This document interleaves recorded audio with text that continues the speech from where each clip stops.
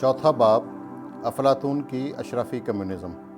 अफलातून पहला मुफक्कर है जिसने अब से 2200 बरस पहले मिसाली माशरे का एक जामे मनसूबा मुरतब किया। यह मनसूबा, जिसको दानायान मगरिब पहली इश्तराकी दस्तावेज़ करार देते हैं, अफलातून की शोराए आफाक तसनीफ़ रिपब्लिक की शक्ल में आज भी मौजूद है और सियासत के तालिब इल्म इसे बड़े शौक़ से पढ़ते हैं। अफलातून के बाद जिन दानिश्वरों ने ख़याली जन्नत के खाके खींचे वो सब के सब रिपब्लिक से मुतासिर हैं, मगर ये किताब किसी मजज़ूब की बढ़ नहीं है और न तफरीहन लिखी गई थी, बल्कि अफलातून ने अपने ज़माने के यूनानी माशरे का बहुत गहरा मुतालिया किया था और तब इस नतीजे पर पहुंचा था कि अदल व इंसाफ की बुनियाद पर तरक्की करने के लिए ज़रूरी है कि एथेंस में अशराफी कम्युनिज़म का निज़ाम राइज किया जाए। यूनान की सरहदें 2500 बरस पेशतर वो नहीं थीं जो आज हैं, बल्कि यूनानी कौम के बाशिंदे इस ज़माने में एशिया कूचक यानी कि तुर्की, मकदूनिया यानी कि बल्गारिया, अल्बानिया, सिसिली, क्रेट और तमाम जज़ीरों में आबाद थे जो मशरक़ी बहरा रूम में वाक़ हैं। ये सारा इलाका छोटी बड़ी दर्जनों शहरी रियासतों में बटा हुआ था। इनमें बाज़ रियासतें बहुत ताकतवर थीं, मसलन एशिया कूचक की रियासत लिडिया, वस्ती यूनान की रियासत आटिका जिसका सदर मुकाम एथेंस था, और जनूबी यूनान की रियासत स्पार्टा। एथेंस और स्पार्टा के लोग शमाली इलाके यानी कि मकदूनिया वगैरह के बाशिंदों को बड़ी हकारत से देखते थे, क्योंकि उनके नज़दीक ये लोग निरे वहशी थे। यूनानी तहज़ीब का सबसे बड़ा मरकज़ एथेंस था। 6ठी सदी कबल मसीह में जब ईरान को उरूज हुआ और कोरोश आज़म और दाराए आज़म ने एशिया कूचक की यूनानी रियासतों को अपनी कलमरों में शामिल करने के बाद जज़ीरा नुमा यूनान पर हमले शुरू किए, तो यूनानी रियासतों ने बैरूनी ख़तरों का मुकाबला करने की गरज से एथेंस की क़यादत में एक वफाक कायम किया। इस वफाक ने रफ्ता रफ्ता एथेंस की बाकायदा सल्तनत की शक्ल अख्तियार कर ली। ईरान और यूनान की जंग 70 साल तक जारी रही। इस जंग में बिलाखिर ईरान को शिकस्त हुई और एथेंस की बहरी ताकत का कोई हमसर बाकी ना रहा। जंग के दौरान में एथेंस की तिजारत और सनत व हरफत ने भी बहुत फ़रोग़ पाया। इसके बायस एथेंस की मईशत की नोयत ही बदल गई। एथेंस की ज़मीन यूँ भी अनाज की पैदावार के लिए मौजू न थी, चुनाचे काश्तकार बहुत मर खप कर फ़कत इतना गल्ला पैदा कर लेते थे जिससे बामुश्किल 3 माह की ज़रूरतें पूरी हो सकती थीं। लिहाजा एथेंस को अनाज बड़ी मिक़दार में दरामद करना पड़ता था। उसके बदले में एथेंस वाले जैतून का तेल, ऊनी सामान और मादनी अशिया, चांदी, लोहा, तांबा, जस्त और संग मरमर बरामद करते थे। इस तिजारत के तहफ़्फ़ुज़ की खातिर एथेंस के पास एक मजबूत जंगी और तिजारती बेड़ा मौजूद था। जंग के ज़माने में एक तरफ अनाज की पैदावार बहुत घट गई, दूसरी तरफ ज़मीन के बड़े मालिकों को मालूम हो गया कि जैतून की तेल की बरामद बड़ी नफ़ा बख्श तिजारत है। चुनाचे उन्होंने अपनी ज़रई ज़मीनों पर भी जैतून के बड़े बड़े बाग लगाने शुरू कर दिए। इसकी वजह से एथेंस की ज़रई पैदावार ने तिजारती पैदावार की शक्ल अख्तियार कर ली और काश्तकारों की बड़ी तादाद ने ज़मीन से महरूम होकर शहरों का रुख किया। उधर शहरों में सनत व हरफत, जो अब तक फुटकर दस्तकारों और हुनरमंदों का पेशा थी, बड़े बड़े कारखानों में सिमट आई। शुरफाए शहर, जो अब तक ज़मीन की आमदनी पर गुजारा करते थे, मालिकुत-तुज्जार बन गए। ज़मींदार, सरमायादार और जहाज़ों के मालिक बन गए। दरामद बरामद का सारा कारोबार चंद हाथों में सिमट आया। दस्तकार और छोटे दुकानदार अब कारखानों के मालिकों के दस्तनिगर हो गए। वो जिस भाव चाहते सामान फ़रोख्त करते और जिसको चाहते रोज़गार फराहम करते थे।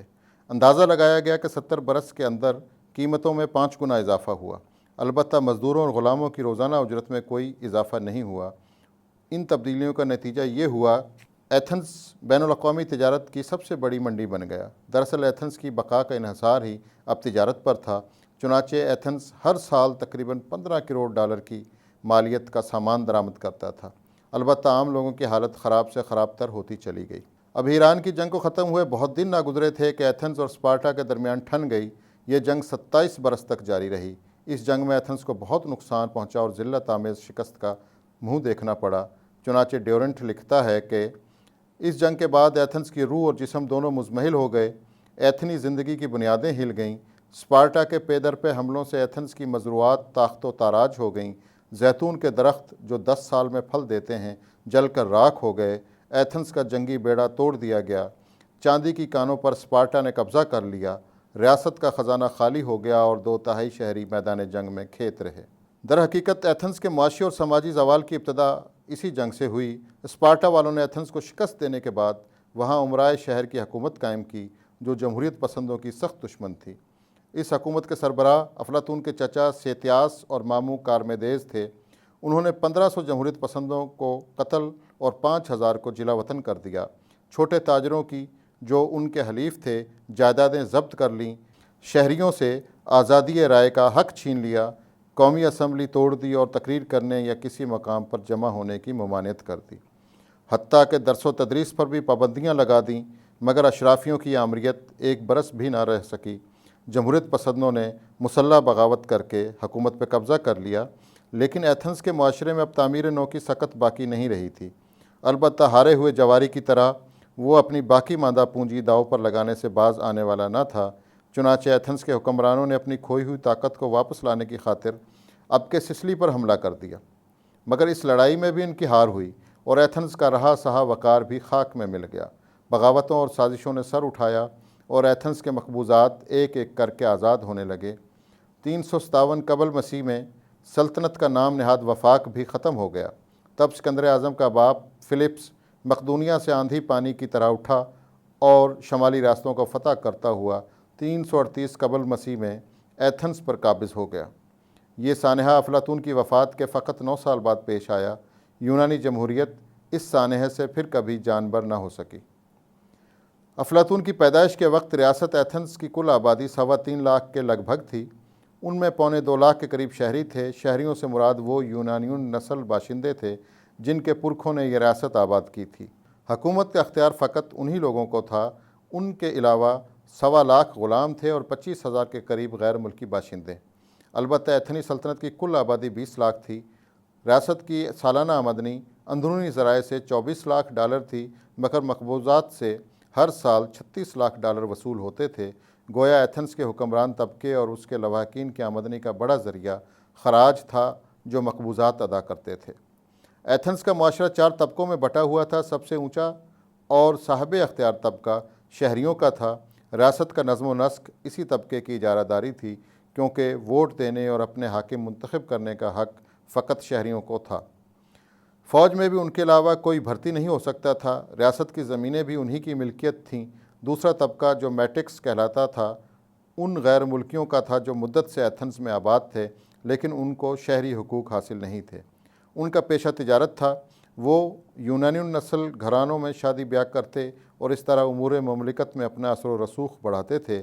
تیسرا طبقہ آزاد غلاموں کا تھا جو ملازمت یا کاروبار کرتے تھے۔ چوتھا اور سب سے اہم طبقہ غلاموں کا تھا۔ ملک کی ساری معیشت کا انحصار انہی کی محنت پر تھا۔ کانیں کھودنا، کارخانوں میں کام کرنا، بوجھ اٹھانا، عمارتیں بنانا، جہاز چلانا اور گھروں میں خدمت کرنا، غرض ہے کہ وہ سارے کام جس میں جسمانی محنت درکار تھی غلام ہی سر انجام دیتے تھے۔ ان کی باقاعدہ خرید و فروخت ہوتی تھی، بلکہ غلاموں کے مالک انہیں کرائے پر بھی چلاتے تھے۔ ایتھنز کے غریب سے غریب شہری کے پاس بھی 1-2 غلام ضرور ہوتے تھے۔ اسی طبقاتی برابری کا نتیجہ تھا کہ ایتھنز کے شہری اشیاء ضرورت کی پیداوار میں نہ صرف کوئی حصہ نہیں لیتے تھے، بلکہ جسمانی محنت و مشقت کو بڑی حقارت سے دیکھتے تھے۔ چنانچہ افلاطون کا ہم عصر زینوفان بڑے فخر سے لکھتا ہے کہ مہذب قومیں میکانیکی ہنروں کو جائز طور پر حقیر سمجھتی ہیں، کیونکہ ان سے جسم خراب ہو جاتا ہے، مزدوروں کا بھی اور ان کی نگرانی کرنے والوں کا بھی۔ ان کو لامحالہ زمین پر بیٹھ کر کام کرنا پڑتا ہے یا سارا دن بھٹی کے سامنے جھکا رہنا پڑتا ہے۔ جسمانی انحطاط کے ساتھ ان کی روح بھی کمزور ہو جاتی ہے۔ پھر یہ ذلیل پیشے اتنا وقت چاہتے ہیں کہ انسان کو اپنے دوستوں یا ریاست کے کاموں کی طرف توجہ دینے کی مہلت ہی نہیں ملتی۔ فکر معاش سے آزاد ہو کر یہ طبقہ اپنا وقت سیاست اور خطابت، فلسفہ اور شاعری، شہ سواری اور تیراکی، جسمانی ورزش اور فوجی تربیت، ضیافت اور بحث مباحثے میں صرف کرتا تھا۔ عورتیں گھروں میں رہتی تھیں، لہٰذا خوش رو لڑکوں سے محبت کا رواج عام تھا، حتیٰ کہ سقراط اور افلاطون بھی اس مرض سے محفوظ نہ تھے۔ ایتھنز کی شہری ریاست میں جمہوریت ضرور تھی، مگر ایسی جمہوریت جس میں شہری حقوق فقط مرد شہریوں کو حاصل تھے۔ افلاطون کے زمانے میں ان کی تعداد 43,000 تھی۔ عورتوں کو رائے دہی کا حق نہ تھا۔ شہری بھی سب کے سب ایتھنز میں نہیں رہتے تھے، بلکہ پوری ریاست میں پھیلے ہوئے تھے۔ ان کے لیے سینکڑوں میل کا سفر طے کر کے ہر مہینے ایتھنز آنا اور قومی اسمبلی میں شریک ہونا ناممکن تھا۔ نتیجہ یہ تھا کہ ریاست کے سیاہ و سفید کے مالک ایتھنز کے 2,500 شہری ہی تھے۔ ایتھنز میں سیاسی اقتدار کا سرچشمہ قومی اسمبلی تھی۔ ریاست کا ہر بالغ شہری اسمبلی کا رکن ہوتا تھا۔ اسمبلی کا اجلاس مہینے میں 4 بار ضرور ہوتا تھا۔ ریاست کے تمام قوانین اسمبلی میں پیش ہوتے تھے اور اکثریت کے فیصلے سے منظور ہوتے تھے۔ اجلاس میں شریک ہونے والوں کو معاوضہ بھی ملتا تھا۔ اسمبلی کے علاوہ 500 ارکان کی ایک کونسل ہوتی تھی۔ چونکہ ریاست کے بانی 10 قبیلے تھے، لہٰذا ہر قبیلے سے 50 ارکان قرعہ اندازی کے ذریعے چنے جاتے تھے۔ ان کی رکنیت کی میعاد 1 سال ہوتی تھی اور ان کو 5 اوبول، جو اس وقت کا سکہ تھا، یومیہ معاوضہ ملتا تھا۔ اسمبلی میں پیش ہونے والے قوانین کے مسودوں کی جانچ پڑتال کرنا، انتظامی محکموں اور مذہبی اداروں کے حسابات کی نگرانی کرنا اور ریاست کے مالیہ اور عمارتوں کی دیکھ بھال کرنا کونسل کے فرائض میں شامل تھا۔ اسمبلی کا اجلاس نہ ہوتا تو احکامات صادر کرنا اور امور خارجہ کے بارے میں فیصلے کرنا بھی کونسل ہی کی ذمہ داری تھی۔ البتہ ان فیصلوں کی توثیق اسمبلی میں لازمی تھی۔ کونسل اور اس کے ذیلی اداروں کا اجلاس روز ہوتا تھا اور ہر روز ایک نیا صدر قرعہ ڈال کر چنا جاتا تھا۔ حکومت کے 9 الگ الگ شعبے تھے۔ ان شعبوں کے سربراہوں کو آرکن کہتے تھے۔ وہ بھی قرعہ اندازی سے چنے جاتے تھے۔ البتہ ان کو سال میں 9 بار اسمبلی سے اعتماد کا ووٹ حاصل کرنا ہوتا تھا۔ دوسرے سرکاری عہدے بھی قرعے ہی کے ذریعے پر کیے جاتے تھے، لیکن ملک پر حکمرانی در حقیقت فوج کی تھی، کیونکہ فوج کا سپہ سالار اور دوسرے کمانڈر قرعے کی بجائے اسمبلی میں ووٹ سے چنے جاتے تھے اور ان کے لیے 1 سال یا 2 سال کی قید نہ تھی۔ چنانچہ فوج کا سپہ سالار ہی ملک کا سب سے طاقتور اور با اختیار فرد ہوتا تھا۔ اس وقت باقاعدہ سیاسی جماعتوں کا رواج نہیں تھا، مگر ایتھنز کے باشندے 2 سیاسی گروہوں میں بٹے ہوئے تھے۔ ایک گروہ بڑے بڑے زمینداروں یعنی شرفاء کا تھا، جو صدیوں سے ایتھنز پر حکومت کرتے آئے تھے۔ ان کے حلیف ملک کے بڑے بڑے صنعتکار، ساہوکار اور سوداگر تھے۔ یہ دونوں طبقے، بالخصوص شرفاء کا طبقہ، جمہوریت کو سخت ناپسند کرتے تھے اور ڈکٹیٹرشپ یا بادشاہت کے حق میں سازشیں کرتے رہتے تھے۔ دوسرا گروہ چھوٹے چھوٹے تاجروں اور دکانداروں، کاروباریوں، غریب شہریوں اور غلاموں کا تھا۔ یہ لوگ جمہوریت کے پرجوش حامی تھے۔ ان کے سیاسی رہنماؤں میں کوئی چرم ساز تھا، کوئی پارچہ فروش، کوئی ستار بناتا تھا اور کوئی لیمپ۔ دونوں گروہوں کی الگ الگ انجمنیں تھیں، مگر ان میں زیادہ طاقتور شرفاء کی انجمنیں تھیں۔ عوام کو ان کے حقوق سے محروم رکھنا ان انجمنوں کا بنیادی مقصد تھا۔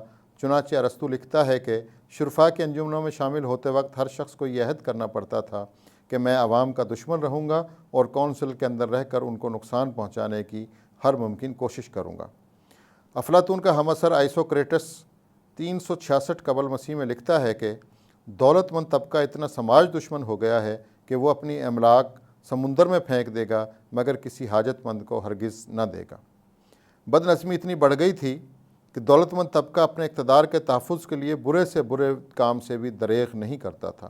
مثلاً سولن کے آئین کے مطابق رشوت کی سزا موت تھی، لیکن افلاطونی عہد کے ایتھنز میں شہریوں کے ووٹ کی باقاعدہ خرید و فروخت ہوتی تھی اور کلیدی اسامیوں پر، جن میں فوجی عہدے بھی شامل تھے، رشوت دیے بغیر تقرر قریب ناممکن تھا۔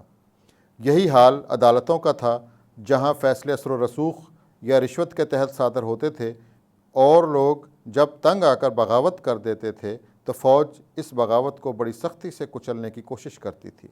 اس جبر و تشدد کی وجہ سے بے چینی بڑھتی تھی۔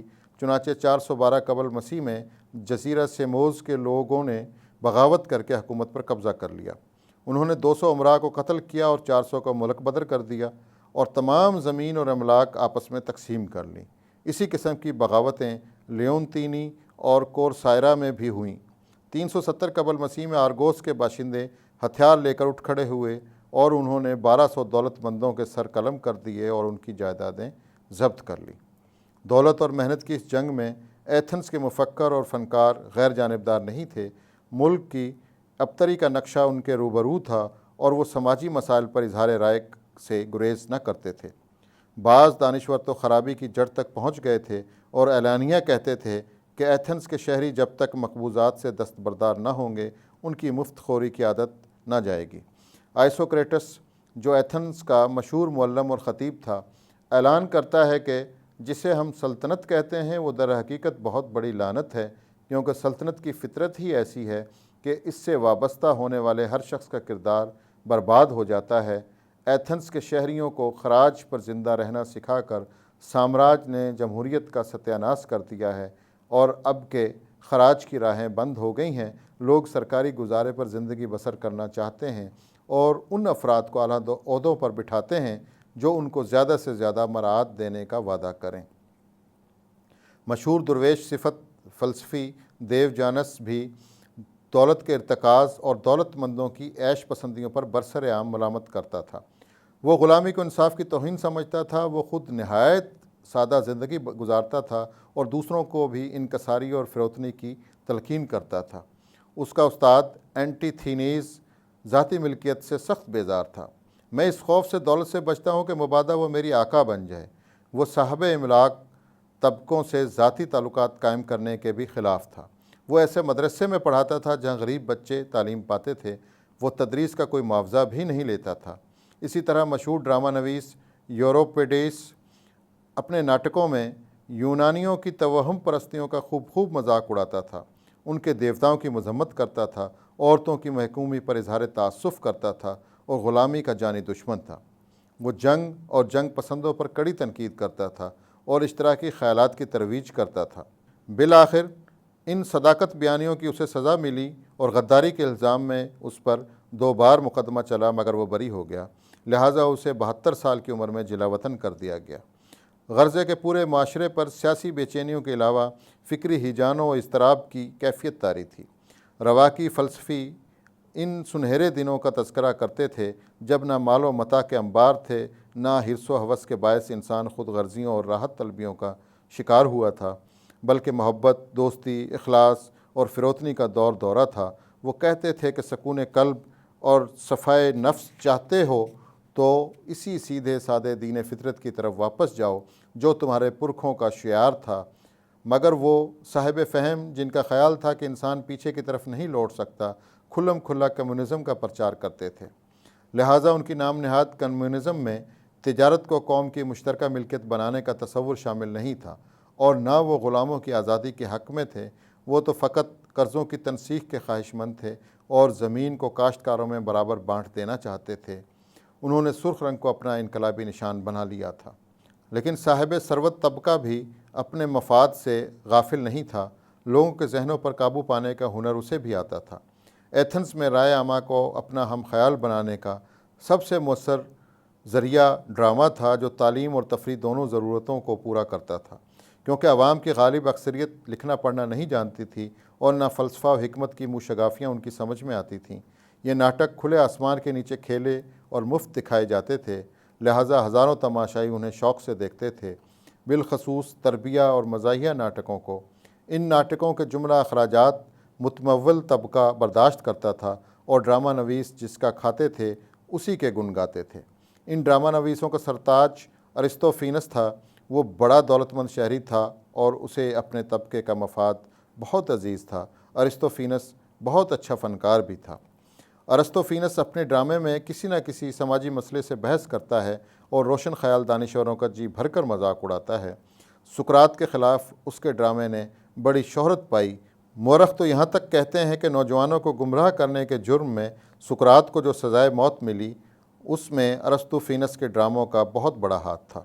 ایک ڈرامے میں وہ امن پسندوں پر بھی بھرپور طنز کرتا ہے، مگر یہاں ہم اس ڈرامے کا جائزہ لیں گے جس میں ارسطوفینس نے بڑی فنکارانہ چابک دستی سے کمیونزم کو ملامت کا نشانہ بنایا ہے۔ اس ڈرامے کا نام عوام کی مجلس ہے۔ اس ڈرامے کی ہیروئن پراکسا گورا ہے۔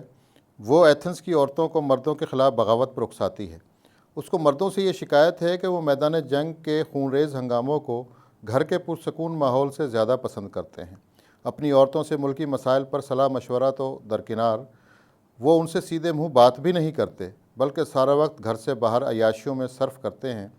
انہی کی غفلتوں کی وجہ سے ملک کا نظام درہم برہم ہو گیا ہے۔ لہٰذا عورتوں کو چاہیے کہ حکومت کی باگ اپنے ہاتھ میں لے لیں۔ عورتیں پراکسا گورا کی تجویز مان لیتی ہیں اور پراکسا گورا کی قیادت میں مردوں کا بھیس بدل کر قومی اسمبلی میں شریک ہو جاتی ہیں۔ ان کی تعداد مردوں سے زیادہ ہے، لہٰذا پراکسا گورا پارلیمانی قاعدوں کے مطابق ایتھنز کی حاکم اعلیٰ چن لی جاتی ہے، تب وہ اعلان کرتی ہے کہ میں چاہتی ہوں کہ ہر شخص کو ہر شے میں حصہ ملے، تمام جائیداد ریاست کی مشترکہ ملکیت ہو جائے تاکہ ملک میں نہ کوئی امیر رہے اور نہ کوئی محتاج۔ اب ایسا نہ ہوگا کہ ایک شخص کے پاس تو کاشت کے لیے بے انتہا اراضی ہو اور دوسرے کو قبر کے لیے بھی زمین میسر نہ ہو۔ میں چاہتی ہوں کہ زندگی کی سہولتیں اور معاش کے مواقع سب کو یکساں حاصل ہوں۔ میں اس کی ابتدا یوں کروں گی کہ زمین اور نقدی کو ذاتی ملکیت کی بجائے مشترکہ ملکیت بنا دوں گی اور تمام منقولہ جائیداد سرکاری خزانوں اور گوداموں میں جمع کر دی جائے گی۔ تب اس کا شوہر بلی پائرس اٹھ کر کہتا ہے کہ مان لو کہ کوئی شخص اپنے روپے اور زیورات کا کچھ حصہ چھپا کر رکھ لیتا ہے اور ریاست کو اس کی خبر نہیں ہوتی، یہ سراسر بے ایمانی ہوگی، لیکن بے ایمانی ہی سے تو اس نے یہ پونجی پس انداز کی تھی۔ پراکسا گورا جواب دیتی ہے کہ یہ تم ٹھیک کہتے ہو، لیکن اب یہ دولت اس کے لیے بے مصرف ہوگی۔ شوہر پوچھتا ہے کہ کیوں؟ تو پراکسا گورا جواب دیتی ہے کہ اس لیے کہ اب بشر کی سب ضرورتیں اور خواہشیں پوری ہوتی رہیں گی، روٹی، مٹھاس، پوشاک، شراب، مچھلی، میوے سب کی فراوانی ہوگی، لہٰذا کوئی شخص بے ایمانی سے پس انداز کی ہوئی دولت چھپا کر کیا کرے گا؟ تب بلی پائرس پوچھتا ہے کہ کھیتوں اور کانوں میں کام کون کرے گا؟ تو پراکسا گورا بڑی سادگی سے جواب دیتی ہے کہ محنت مشقت کے تمام فرائض غلاموں کے سپرد ہوں گے اور تمہارا بس یہی کام ہوگا کہ شام کے سائے جب لمبے ہونے لگیں تو اپنے تفریحی مشاغل میں مصروف ہو جانا۔ یہ باتیں یقین سے نہیں کہی جا سکتی کہ ارسطوفینس نے اشتراکی معاشرے کا جو نقشہ کھینچا ہے وہ اس کے اپنے ذہن کی تخلیق ہے، یا ایتھنز کے اشتراکیت پسند حلقے بھی اسی قسم کے معاشرے کی حامی تھے۔ لیکن قیاس کہتا ہے کہ ارسطوفینس نے یونانی اشتراکیوں کے خیالات کو مسخ کر کے پیش نہیں کیا ہے، کیونکہ اسپارٹا میں جیسا کہ ہم پچھلے باب میں بیان کر چکے ہیں اسی قسم کی اشرافی کمیونزم مدتوں تک رائج رہی تھی، اور ایتھنز کا ایک حلقہ جس میں افلاطون بھی شامل تھا اسپارٹا کے معاشرتی نظام کو لائق تقلید سمجھتا تھا۔ بہرحال کمیونزم کی یہ برکتیں فقط یونان کے شہریوں کے لیے تھیں، غلاموں کی زندگی میں اس سے کوئی فرق آنے والا نہ تھا۔ ارسطوفینس نے اپنے ایک دوسرے ڈرامے میں بھی کمیونزم کا مذاق اڑایا ہے۔ یہ ڈرامہ 408 قبل مسیح میں جب افلاطون کی عمر 19 سال تھی کھیلا گیا تھا۔ اس کا عنوان پلوٹس ہے۔ اس ڈرامے میں افلاس کو کمیونزم کے باعث موت کا خطرہ لاحق ہوتا ہے، چنانچہ وہ اپنی صفائی میں جو دلیلیں دیتا ہے وہ ان علماء کرام کی دلیلوں سے بہت ملتی جلتی ہیں جو فرماتے ہیں کہ اگر پاکستان میں سوشلزم آ گیا اور افلاس باقی نہ رہا تو پھر خیرات کس کو دی جائے گی؟ افلاس کہتا ہے کہ اے ایتھنز والو، تمہاری راحتیں اور تمہاری آسائشیں میری بدولت ہیں، بلکہ تمہاری زندگی کا انحصار ہی مجھ پر ہے۔ اگر ہر شخص کو کام سے فراغت مل گئی تو لوہا کون پگھلائے گا، بھٹی کون جھونکے گا، ہتھوڑا کون چلائے گا، جہاز کون بنائے گا، کپڑے کون سیے گا، کھال کون رنگے گا، چمڑا کون دباغے گا اور ہل کون جوتے گا؟ اگر کمیونزم نافذ ہو گیا تو تم کو سونے کے واسطے عمدہ مسحریاں دستیاب نہ ہوں گی، کیونکہ مسحریوں کا بننا موقوف ہو جائے گا، اور نہ تم قالینوں پر آرام کر سکو گے، کیونکہ جب ہر قالین باف کے پاس دولت ہوگی تو وہ قالین کیوں بنے گا؟ یہ ڈرامے جو افلاطون کی ریپبلک سے برسوں پہلے لکھے گئے تھے اس بات کا ثبوت ہے کہ ایتھنز میں کمیونزم کا چرچا افلاطون سے پہلے شروع ہو چکا تھا، اور اشتراکی خیالات اتنی قوت پکڑ گئے تھے کہ حکمران طبقے کو ان کا سدباب کرنے کے لیے ڈراموں کا سہارا لینا پڑتا تھا۔ افلاطون کی پیدائش اس وقت ہوئی جب یونانی معاشرے کا آفتاب اقبال ڈوبنے کے قریب تھا۔ افلاطون کا تعلق امراء کے ایک پرانے گھرانے سے تھا جو تجارت اور تجارت پیشہ نو دولتیوں کو بڑی حقارت سے دیکھتا تھا۔ ہر چند کے اقتدار اب اس طبقے کے ہاتھ سے نکل چکا تھا، مگر وہ اپنے آپ کو ہنوز یونانی تہذیب و تمدن کا پاسبان خیال کرتا تھا۔ اس طبقے کا ایمان تھا کہ ملک کے زوال کا سبب ہی یہ ہے کہ ایتھنز کا نظم و نسق شرفائے شہر کی بجائے بازاری لوگوں کے قبضے میں آ گیا ہے۔ اسی فضا میں پرورش پانے والا افلاطون تا دم مرگ بیوپاریوں سے سمجھوتا نہ کر سکا۔ افلاطون نے مدرسے میں موسیقی، ریاضی، عروض و بیان اور دوسرے مروجہ علوم کی تعلیم حاصل کی۔ اس کا فطری رجحان شاعری کی طرف تھا، البتہ وہ سیاست کی جانب بھی مائل تھا، مگر ابھی وہ سیاست اور شاعری میں سے کسی ایک کو منتخب کرنے کے بارے میں فیصلہ نہ کر پایا تھا کہ اس کی ملاقات سقراط سے ہو گئی، اور وہ 20 سال کی عمر میں سقراط کا شاگرد بن گیا۔ فلسفہ اور حکمت کا نشہ پھر تمام عمر نہ اترا۔ افلاطون کی جوانی اسپارٹا کی تباہ کن جنگ کے ماحول میں گزری۔ 404 قبل مسیح میں جب یہ جنگ ختم ہوئی اور اقتدار افلاطون کے رشتہ داروں کے قبضے میں آیا تو انہوں نے افلاطون کو بھی مجلس مشاورت میں شرکت کی دعوت دی، لیکن افلاطون نے انکار کر دیا۔ مگر 1 سال بعد جب جمہوریت پسندوں نے اس حکومت کا تختہ الٹ دیا تو افلاطون کو یہ خطرہ ہوا کہ مبادا سابق حکمران طبقے سے رشتے کے کارن انتقام کی بجلی مجھ پر بھی گرے، لہٰذا اس نے ایتھنز کو خیرباد کہا اور یونان کے مختلف شہروں میں قیام کرتا ہوا بالآخر مصر پہنچ گیا۔ مصر میں افلاطون نے ریاضی اور علم نجوم کی تعلیم حاصل کی اور جنوبی اٹلی روانہ ہو گیا۔ اٹلی میں اس کو حکیم فیثاغورس کے شاگردوں کی مجلس میں شریک ہونے کا موقع ملا۔ فیثاغورس یونان کا پہلا جمہوریت پسند مفکر تھا جس نے فلسفے کی اصطلاح وضع کی۔ اس نے جنوبی اٹلی میں کروٹن کے مقام پر اپنے شاگردوں اور مریدوں کی ایک بستی بسائی تھی جہاں لوگ اشتراکی اصولوں کے مطابق زندگی بسر کرتے تھے۔ فیثاغورس مظاہر قدرت کی تشریح ہندسوں کے باہمی رشتے اور موسیقی کے قوانین کے حوالے سے کرتا تھا۔ وہ تناسخ اور عدم تشدد کا قائل تھا اور عورت اور مرد کو معاشرے میں مساوی درجہ دیتا تھا۔ وہ کہتا تھا کہ زمین گول اور متحرک ہے۔ افلاطون فیثاغورس کی تعلیمات سے بہت متاثر ہوا۔ چنانچہ ریپبلک میں فیثاغورس کا ذکر کرتے ہوئے وہ لکھتا ہے کہ فیثاغورس کے مرید اس سے بہت محبت کرتے تھے کیونکہ اس نے ایک لائق احترام معاشرہ قائم کیا تھا اور ایک ایسا طرز زندگی ان کو عطا کر گیا تھا جو فیثاغورس کے پیرووں کو بقیہ دنیا سے آج بھی ممتاز کرتا ہے۔ افلاطون اٹلی سے سسلی گیا جہاں اس کی دوستی بادشاہ ڈائنوسیس اول کے مشیر خاص دیان سے ہوئی، لیکن ایک دن بادشاہ افلاطون سے کسی بات پر ناراض ہو گیا اور اس کو غلام بنا کر فروخت کر دیا۔ مگر کچھ عرصے کے بعد اس کے احباب نے رقم ادا کر کے اس کو آزاد کروا لیا۔ اس غلامی سے نجات پا کر وہ 12 سال کی سیر و سیاحت کے بعد ایتھنز واپس آیا، اپنی مشہور درسگاہ اکیڈمی قائم کی اور 40 برس تک امراء کے بچوں کو تعلیم دیتا رہا۔ افلاطون کو اپنے سیاسی خیالات کو عملی جامہ پہنانے کا موقع اس وقت ملا جب سسلی کا بادشاہ ڈائنوسیس دوئم تخت پر بیٹھا۔ وہ افلاطون اور اس کے دوست دیان کا بڑا معتقد تھا۔ چنانچہ افلاطون دیان کی دعوت پر دوبارہ سسلی گیا، لیکن یہ سفر بے سود ثابت ہوا۔ افلاطون نے ریپبلک میں جس منصف مزاج اور فلسفی حکمران کا مثالی پیکر تخلیق کیا تھا، ڈائنوسیس کو اس سے دور کی نسبت بھی نہ تھی۔ افلاطون نے اپنی دوسری تصنیفات کی مانند ریپبلک میں بھی جو کچھ کہا ہے سقراط کی زبانی کہا ہے، لہٰذا یہ بتانا مشکل ہے کہ ان مقامات کا کتنا حصہ استاد کے فرمودات پر مبنی ہے اور کتنا خود افلاطون کے ذہن کی تخلیق ہے۔ ریپبلک کا سن تصنیف بھی معلوم نہیں ہے، البتہ محققین کا خیال ہے کہ افلاطون نے یہ کتاب 40-45 برس کی عمر میں لکھی تھی۔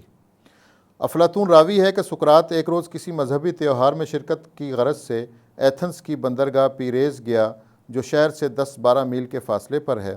مذہبی فریضوں سے فارغ ہو کر وہ ایتھنز واپس جا رہا تھا کہ راہ میں اس کی ملاقات ایک دوست پولےمارکس اور افلاطون کے 2 بھائیوں سے ہو گئی۔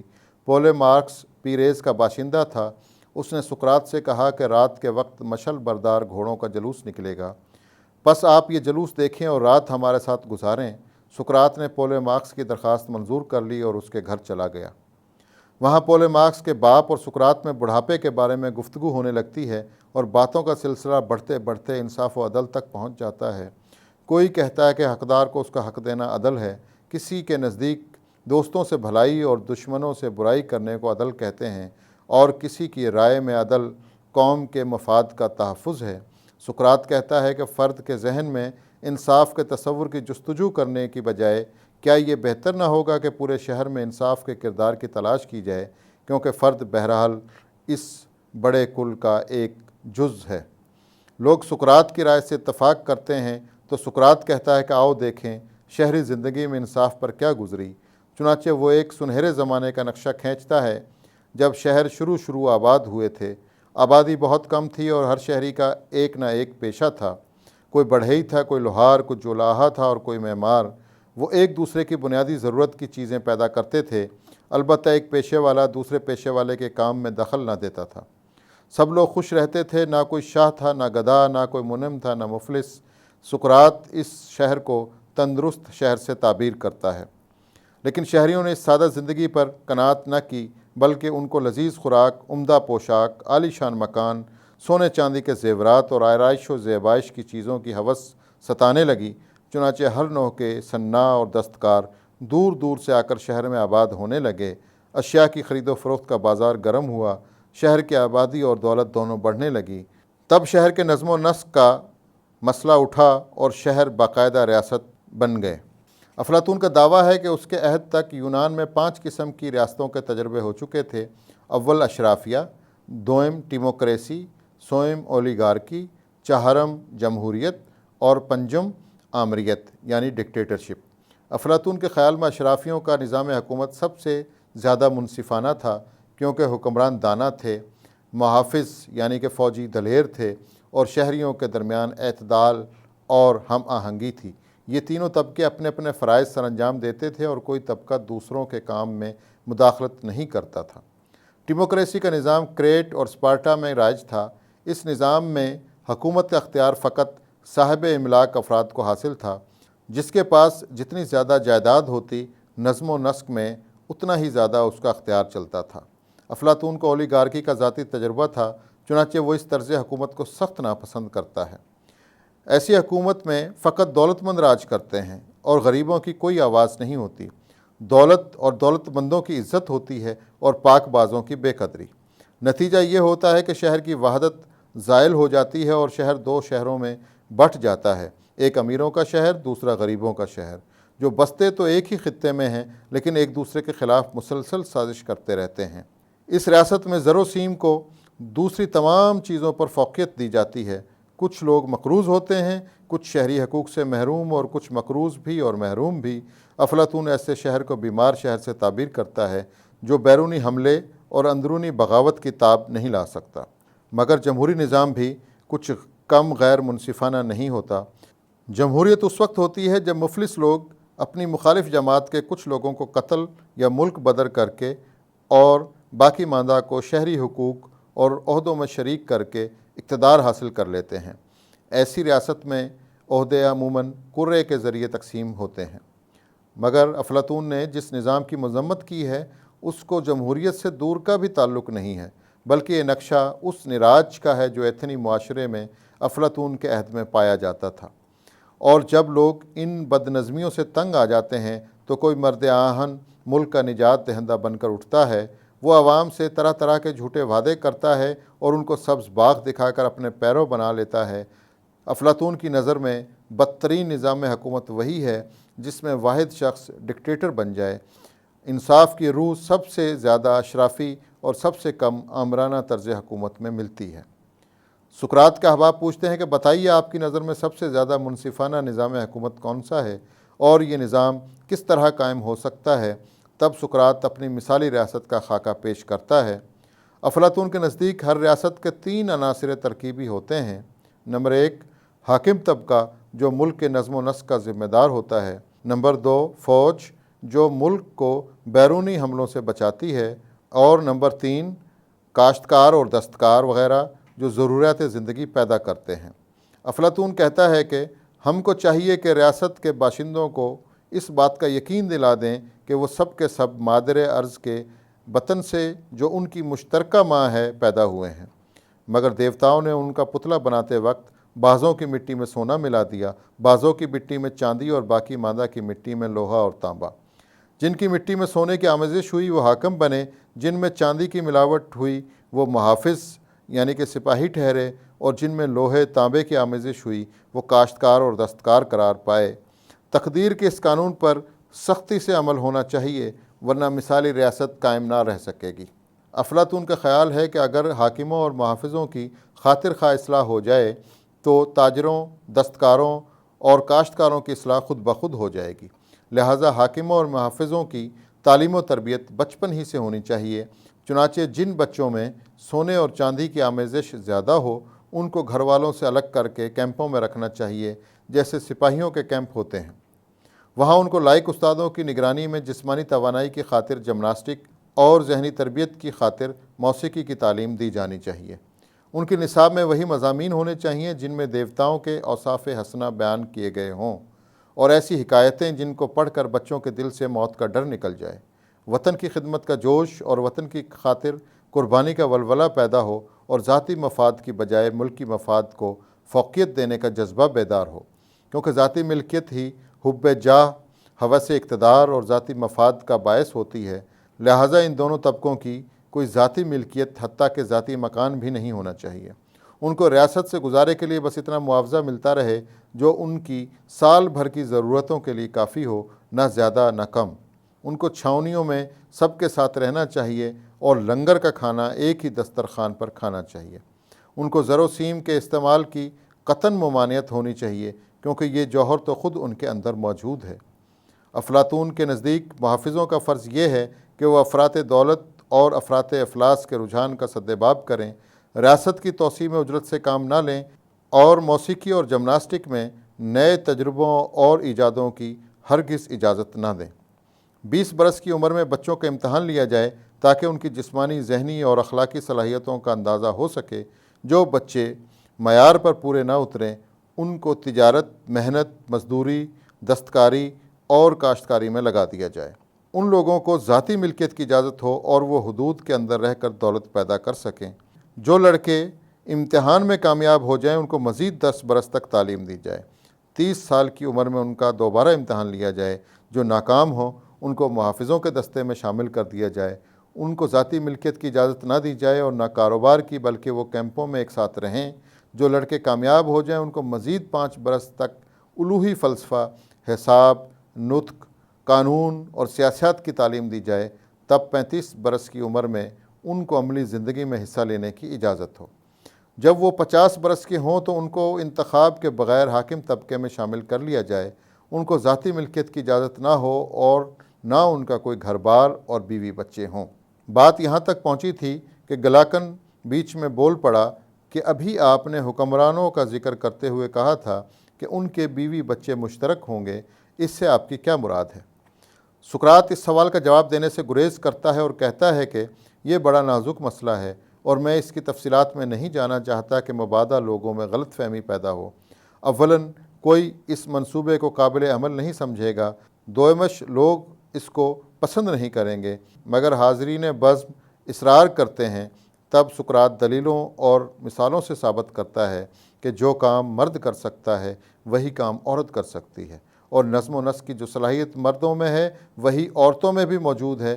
لہٰذا جس طرح ہم مردوں کی چھان پھٹک کر کے تعلیم و تربیت کے ذریعے حکمرانی کے لائق بناتے ہیں، اسی طرح ان عورتوں کو بھی منتخب کریں جن میں جوہر قابل موجود ہے، اور پھر ان کی تعلیم و تربیت اسی نہج پر کریں جس نہج پر مردوں کی ہو۔ یہ عورتیں بلا کسی استثناء کے ان مردوں کی مشترکہ بیویاں ہوں، اسی طرح ان کی اولاد بھی کسی ایک فرد کی اولاد نہ سمجھی جائے بلکہ پورے حکمران طبقے کی۔ نہ والدین کو معلوم ہو کہ ان کا بچہ کون ہے اور نہ اولاد کو خبر ہو کہ ان کے ماں باپ کون ہیں۔ عورت کو 20 برس سے 40 برس کی عمر تک اور مرد کو 30 برس سے 55 برس کی عمر تک بچہ پیدا کرنے کی اجازت ہو۔ لائکرگس کی مانند افلاطون کا بھی خیال ہے کہ جس طرح ہم اچھی نسل کی خاطر فقط تندرست جانوروں کو منتخب کرتے ہیں، اسی طرح ہمیں لازم ہے کہ تندرست مردوں اور عورتوں کے درمیان مباشرت کی ہمت افزائی کریں تاکہ ان کی جو اولاد پیدا ہو وہ تندرست اور توانا ہو۔ ان بچوں کی جانچ پڑتال کے لیے سرکاری افسر عورت اور مرد دونوں مقرر ہوں جو ولادت کے فوراً بعد ان کو سرکاری نرسری میں پہنچا دیں۔ وہاں ہوشیار نرسیں ان کی پرورش کریں، عیبی اور لاغر بچوں کو ضائع کر دیا جائے۔ غرض کہ افلاطون کی مثالی ریاست میں حکمران اور محافظ طبقوں کی حد تک نہ کوئی ذاتی ملکیت ہوگی اور نہ زر نہ زمین، ان کا اپنا گھر بار بھی نہ ہوگا اور نہ بیوی بچے ہوں گے جن کے آرام و آسائش کی خاطر انسان طرح طرح کے غیر منصفانہ حرکتیں کرتا ہے۔ اس اشتراکی زندگی کے باعث ان کی ذہنیت بھی بدل جائے گی اور وہ سب کی خوشی کو اپنی خوشی اور سب کے غم کو اپنا غم سمجھنے لگیں گے۔ اسی شہر کا انتظام سب سے اچھا سمجھا جاتا ہے جس میں شہریوں کی سب سے زیادہ تعداد اشیاء کے بارے میں اپنے اور پرائے کی اصطلاح یکساں طور پر استعمال کرتی ہو۔ مثالی ریاست کا یہ خاکہ مکمل ہو جاتا ہے تو ایک شخص سوال کرتا ہے کہ بتائیے یہ ریاست قائم کیسے ہوگی، یعنی اس کو عملی جامہ پہنانے کی کیا صورت ہوگی؟ سقراط کہتا ہے کہ ہم جس انقلاب کے آرزو مند ہیں اس کے لیے تو فقط ایک تبدیلی کافی ہوگی، اور وہ یہ کہ کوئی فلسفی حکمران بن جائے یا کوئی حکمران فلسفی۔ جب تک ریاستوں میں اقتدار اعلیٰ فلسفیوں کے قبضے میں نہ آ جائے یا ان لوگوں میں جن کو ہم بادشاہ یا حاکم اعلیٰ کہتے ہیں حقیقی فلسفے کی روح سے رعایت نہ کر جائے، یعنی جب تک سیاسی اختیار اور فلسفہ ایک ہی فرد واحد میں متحد نہ ہو جائیں، شہروں میں بنی نوع انسان کی نجات کا کوئی امکان نہیں ہے، اور نہ اس وقت تک ہمارا متذکرہ بالا منصوبہ کامیاب ہو سکتا ہے، کیونکہ سچا فلسفی فقط دانائی کا پرستار اور حسن حقیقی کی روح کا متلاشی ہوتا ہے، وہ علم کا جویا ہوتا ہے، وہ خیر و صدق سے محبت کرتا ہے اور شر اور کذب سے نفرت، وہ جسمانی لذتوں سے پرہیز کرتا ہے اور دولت کی پرواہ نہیں کرتا، وہ نرمی اور انصاف سے کام لیتا ہے۔ افلاطون نے اس مثالی ریاست کے لیے اپنے خود ساختہ فلسفی فرما روا کو بہت تلاش کیا، مگر یہ گوہر مراد اسے کہیں نہ ملا۔ افلاطون کے منصوبے کی بنیاد اس نظریے پر ہے کہ سماجی تغیرات افراد کی کاوشوں سے رونما ہوتے ہیں، لہٰذا ہمیں اگر کوئی مرد دانا یا انسان کامل دستیاب ہو جائے تو معاشرے کی سب خرابیاں دور ہو سکتی ہیں۔ مگر فرد اور معاشرے کا رشتہ کیا ہے؟ معاشرے میں فرد کا مقام کیا ہے اور معاشرے کی تقدیر بدلنے پر کس حد تک قادر ہوتا ہے؟ یہ سب سوالات ہیں جن پر افلاطون سے علامہ اقبال تک بکثرت مفکرین نے اپنے خیالات کا اظہار کیا ہے۔ بعض مفکرین کے نزدیک انسانی معاشرے کی تاریخ دراصل چند نامور شخصیتوں کے عظیم الشان کارناموں کی تاریخ ہے، اور ہماری تمام تہذیبی، علمی اور فنی ترقیاں افراد ہی کی مرہون منت ہیں۔ ان کا عقیدہ ہے کہ جب معاشرہ صراط مستقیم سے ہٹ کر گمراہیوں میں پھنس جاتا ہے، نیکی کی بجائے بدی کی قوتیں حاوی ہوتی ہیں اور ظلم اور ناانصافی حد سے تجاوز کر جاتی ہے، تو کوئی دانائے راز، کوئی مرد صالح آتا ہے اور قوم کی ڈوبتی ہوئی کشتی کو نجات کے ساحل پر لگا دیتا ہے۔ افلاطون کا فلسفی فرما روا نیٹشے کا سپرمین اور اقبال کا مرد مومن اسی شخصیت کے نام ہیں۔ تاریخ اور ادب میں ہیرو کا تصور بھی اسی نظریے کا ایک رخ ہے۔ واقعات عالم کے تذکرے بھی اب تک اسی اندازے میں لکھے گئے ہیں۔ گویا زمین سورج کے گرد نہیں گھومتی اور نہ زمین پر بسنے والے قانون قدرت کے تابع ہیں، بلکہ چند فاتح، چند فرما روا، چند مقتدر ہستیاں ہیں جو انسان کی تقدیر بدلتی رہتی ہیں۔ لیکن ہم تاریخ کے اس نظریے کو تسلیم نہیں کرتے۔ ہم نامور شخصیتوں کے انفرادی کارناموں کا اعتراف تو کرتے ہیں، مگر ہمارے نزدیک فرد معاشرے کی پیداوار ہوتا ہے اور اس کے کارنامے معاشرے کی اجتماعی ضرورتوں، آرزوؤں اور امنگوں کا عکس ہوتے ہیں۔ فرد معاشرے پر اپنا نقش بٹھانے سے قبل اپنے ماحول اور معاشرے کا اثر قبول کرنے پر مجبور ہے، کیونکہ ماں کے پیٹ سے لے کر سن بلوغت تک اس کی پرورش معاشرے میں ہی ہوتی ہے۔ دوسری بات یہ ہے کہ معاشرے کا کم و بیش ہر فرد اپنی بساط کے مطابق حالات و واقعات پر اثر انداز ہوتا رہتا ہے۔ البتہ ہر شخص کا اثر مساوی نہیں ہوتا، کیونکہ انسانوں کی ذہنی اور جسمانی صلاحیتیں مساوی نہیں ہوتیں۔ جن افراد میں غیر معمولی صلاحیتیں ہوتی ہیں یا جن کو اپنی صلاحیتوں سے کام لینے کا موقع ملتا ہے، لوگ ان کے کارناموں کو یاد کرتے ہیں۔ تیسری بات یہ ہے کہ بڑے سے بڑا مصلح قوم بھی اس وقت تک سماجی انقلاب نہیں لا سکتا جب تک معاشرے کے خارجی حالات میں اس تبدیلی کے لیے سازگار حالات نہ ہوں اور لوگوں میں پرانے معاشرے کو بدلنے کا شعور و احساس پیدا نہ ہو جائے۔ افلاطون ایک فرد کے ذریعے سماجی انقلاب لانا چاہتا ہے، لیکن سماجی انقلاب تو آلات پیداوار اور پیداواری رشتوں میں تبدیلی سے آتا ہے، فرد کی کوششوں سے نہیں آتا۔ قصہ یہ ہے کہ سماج کی بقا کا انحصار اشیاء ضرورت کی پیداوار پر ہے۔ اشیاء ضرورت، خوراک، لباس وغیرہ پیدا کرنے کے لیے انسان آلات پیداوار کا محتاج ہوتا ہے، اور جس قسم کے آلات پیداوار ہوتے ہیں اسی مناسبت سے انسانوں کے درمیان پیداواری رشتے قائم ہوتے ہیں۔ آقا اور غلام کا رشتہ، کاشتکار اور زمیندار کا رشتہ، اجرتی مزدور اور صنعت کار کا رشتہ، آلات پیداوار اور پیداواری رشتوں میں بنیادی تبدیلی کے بغیر سماجی انقلاب نہ کبھی آیا ہے اور نہ آ سکتا ہے۔ یونان میں اس وقت تک نہ تو ایسے آلات پیداوار رائج ہوئے تھے جو مروجہ آلات سے بہتر ہوتے، اور نہ طریقہ پیداوار میں کوئی تبدیلی آئی تھی۔ ایسی صورت میں کسی سماجی انقلاب کا امکان ہی نہ تھا۔ یوں بھی یونانی معاشرے میں پیداوار کا سب سے اہم عنصر غلام، کاشتکاروں، اہل حرفہ اور چھوٹے سوداگروں کا طبقہ تھا۔ وہی لوگ پیداواری رشتوں کو بدل سکتے تھے، کیونکہ اس تبدیلی سے سب سے زیادہ انہی کو فائدہ ہوتا لیکن افلاطون ان طبقوں کو درخور اعتنا ہی نہیں سمجھتا اور نہ ان کی تاریخی اہمیت کو محسوس کرتا ہے۔ افلاطون کی نام نہاد کمیونزم در حقیقت اسپارٹا کی فوجی کمیونزم کا چربہ ہے۔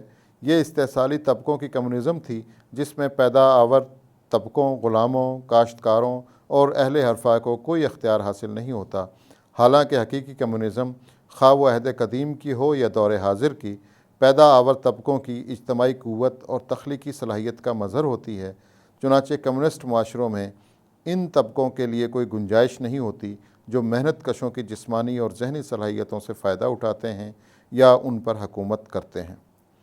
ریپبلک کی تمام خامیوں اور خیالی منصوبہ بندیوں کے باوجود ہم افلاطون کی عظمت سے انکار نہیں کر سکتے، کیونکہ افلاطون نے اپنے معاشرے کی بنیادی خرابیوں پر غور کیا، ان خرابیوں کے اسباب و علل دریافت کرنے کی کوشش کی اور پھر معاشرے کی اصلاح کا ایک باضابطہ منصوبہ بنایا۔ یہ منصوبہ غلط بھی تھا اور ناقابل عمل بھی، لیکن اس منصوبے کی خامیوں کی ذمہ داری افلاطون کی سوچ سے زیادہ اس معاشرتی ماحول پر عائد ہوتی ہے جس میں افلاطون پلا بڑھا تھا۔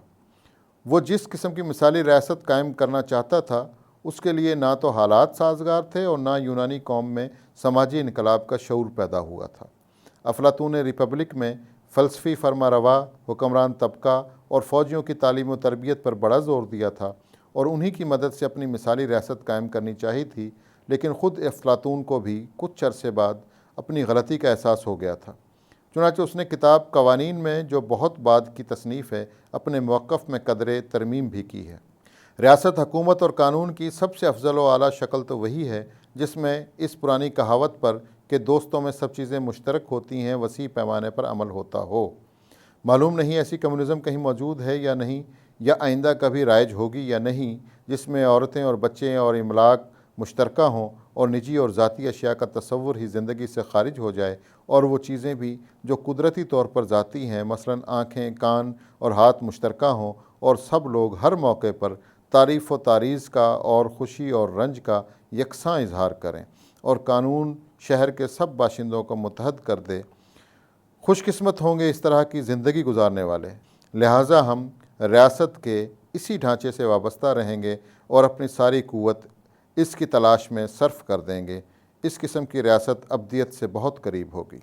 اس قسم کی ریاست کے لیے افلاطون اپنی کتاب قوانین میں فلسفی فرما روا کا سہارا نہیں لیتا، بلکہ مشورہ دیتا ہے کہ شہریوں کو چاہیے کہ زمین اور مکان فوراً سب میں تقسیم کر دیں اور مشترکہ طور پر کاشت کریں۔ لیکن جن لوگوں کو یہ زمینیں ملیں، ان کو لازم ہے کہ وہ یہ سمجھیں کہ یہ قطعات پورے شہر کی ملکیت ہیں۔ اراضی کی یہ تقسیم حتی الامکان مساوی ہونی چاہیے، سونے چاندی کا استعمال ممنوع ہونا چاہیے، اور سکے بھی اتنے ہی ڈھالے جائیں جتنے روزانہ کے تبادلے کے لیے ضروری ہوں۔